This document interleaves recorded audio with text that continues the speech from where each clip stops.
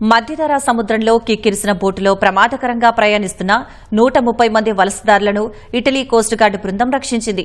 Croton province కు 90 nautical మైళ్ల దూరంలో ఈ ఘటన జరిగింది. ఉత్తర ఆఫ్రికా నుంచి మధ్యధరా సముద్రం మీదుగా ఇటలీలోకి అక్రమంగా ప్రవేశించేందుకు వలసదారులు యత్నించినట్లు ఇటలీ కోస్ట్ గార్డ్ తెలిపింది. ప్రతికూల వాతావరణంలో వలసదారులను తమ బోటులోకి ఎక్కించి క్రోటాన్లోని పోర్టుకు తరలించామని వెల్లడించింది.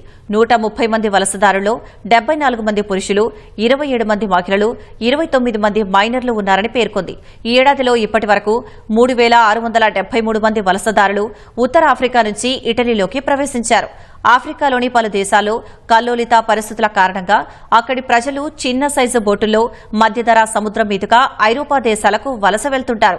ఈ క్రమంలో పలు బోటులు సముద్రంలో మునిగి అనేక మంది ప్రాణాలు కోల్పోయారు. మధ్యధరా సముద్రం మీదుగా ఐరోపా చేరే క్రమంలో 2024లో 2824 మంది చనిపోయారని ఐరాస శరణార్థి విభాగం ఓ నివేదికలో పేర్కొంది.